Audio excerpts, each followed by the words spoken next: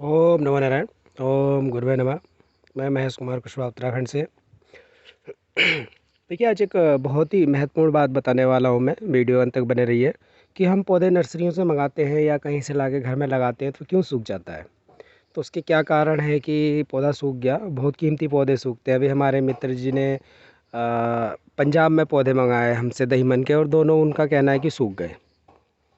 इसी तरीके से एक भाई साहब ने पौधा मंगाया, जबकि उसकी जड़ हरी होती है और हमें बचा सकते हैं, उस पौधे को नया जीवन दान दे सकते हैं, लेकिन फिर भी पौधा नहीं बच पाता है। तो ये कुछ कारण है, मैं आपको बताऊंगा, और मेरे साथ वीडियो में अंत तक बने रहिएगा। और ये आपके लिए बहुत ही लाभकारी वीडियो है। अगर जो भी पौध लगाने के शौकीन है या नर्सरी से या कहीं से बाहर से ऑनलाइन पौधे मंगाते हैं, तो उनके लिए तो इतना महत्वपूर्ण है कि पूछिए मत। ये वीडियो आप सोचते रह जाएंगे।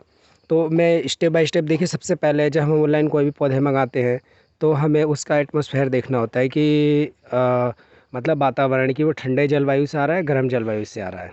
यानी साउथ से आ रहा है, नॉर्थ से आ रहा है, ईस्ट से आ रहा है, वेस्ट से आ रहा है। हमें देखना पड़ेगा सारा कि देखिए, समुद्र के किनारे जो पौधे होते हैं, जो गुजरात एरिया में होते हैं, केरल में होते हैं, तो उनके लिए उमस वाली भूमि चाहिए होती है, उमस वाली जगह चाहिए होती है, जहाँ पे मतलब उमस हो। जैसे कि बरसातों के दिनों में उमस हो जाती है हमारे यहाँ बहुत ज़्यादा, चिपचिपी गर्मी जिसको बोलते हैं, उस तरह का मौसम होना चाहिए।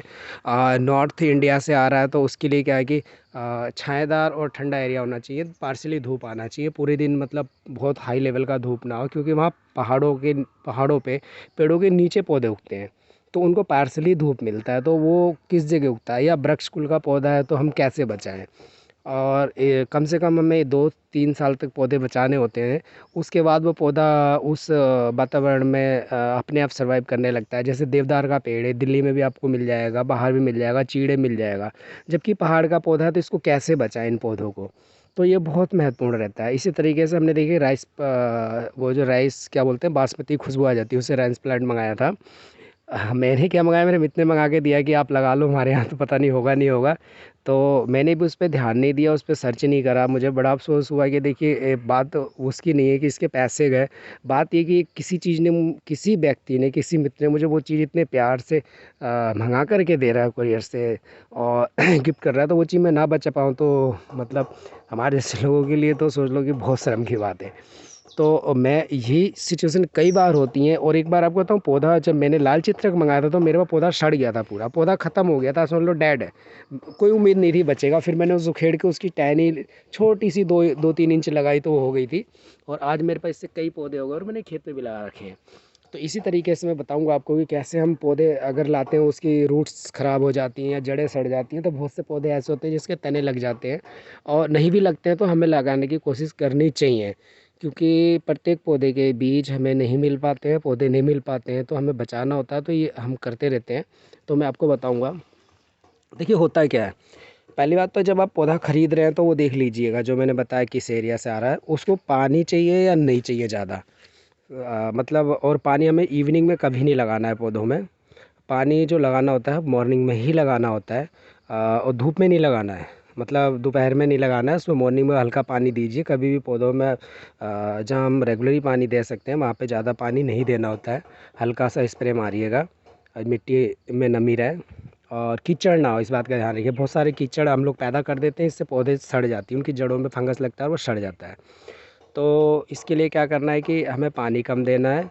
अगर वो ठंडे जलवायु का पौधा है तो उसे जैसे दीवार वाल की आड़ है रखना है। जैसे मैं आपको दिखाता हूँ, जैसे देखिए मेरे पहाड़ की पसाड़ भेद है, मुझसे लोग मंगाते भी, मैं आपको दिखा देता हूँ। वीडियो थोड़ी लंबी बनेगी लेकिन आप लोग समझ मतलब बने रहिएगा। ये देखिए पसाड़ भेद।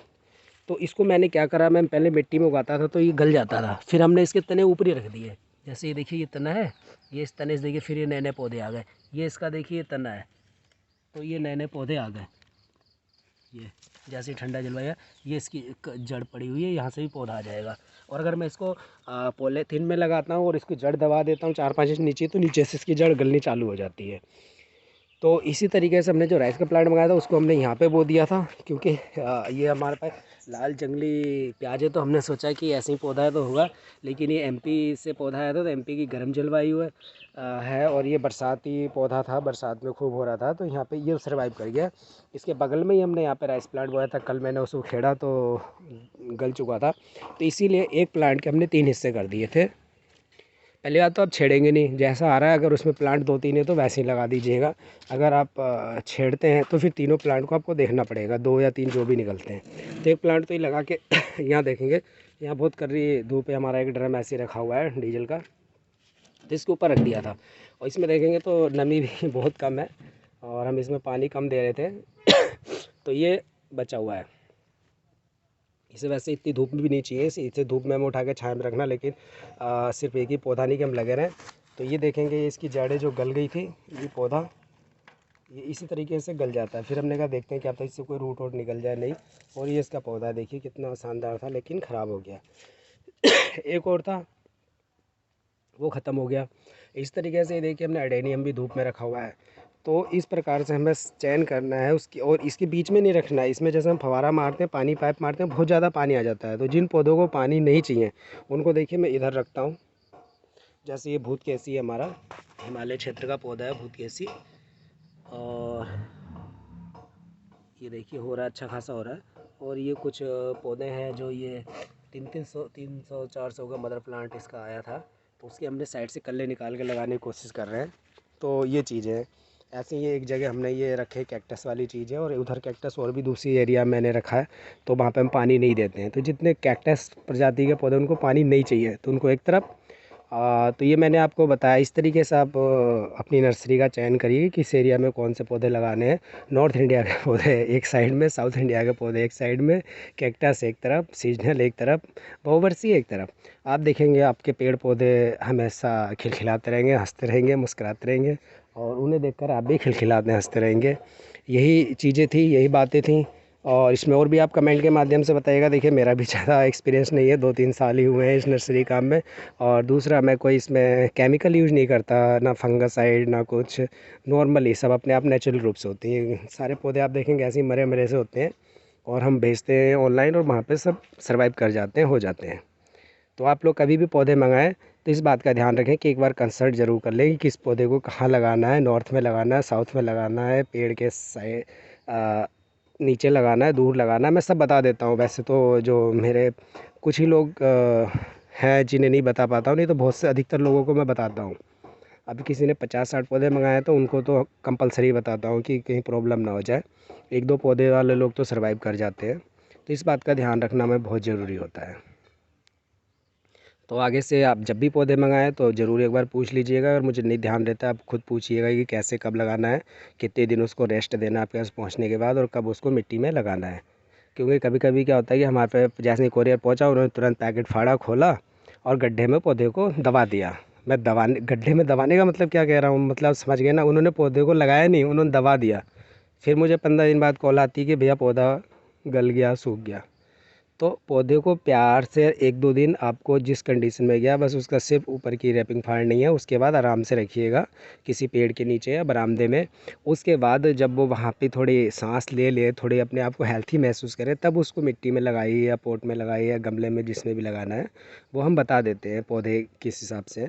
तो वो आपको देखना है, जब पौधा चलने लगे, खुश हो जाए, चहकने लगे, तब उसको दूसरी जगह ट्रांसप्लांट करिएगा। एकदम जाते ही उसको गड्ढे में नहीं दबाना है। वो पहले ही बॉक्स के अंदर 3-4-5-6 दिन से पड़ा हुआ है, 10 दिन भी हो जाते हैं कभी कभी कुरियर में, और उसके अंदर वो मरणासन में है, या बोले कि मतलब अस्वस्थ बोलेंगे उसे। और बाहर जाते ही उसे आप गड्ढे में दबा देंगे और ऊपर से पानी भर देंगे तो उसकी जड़ों का क्या होगा। तो जड़ें गलेंगी और पौधा मर जाएगा। तो इस बात का ध्यान रखिएगा। जय हिंद, जय भारत, जय आयुर्वेद, जय प्रकृति माता की।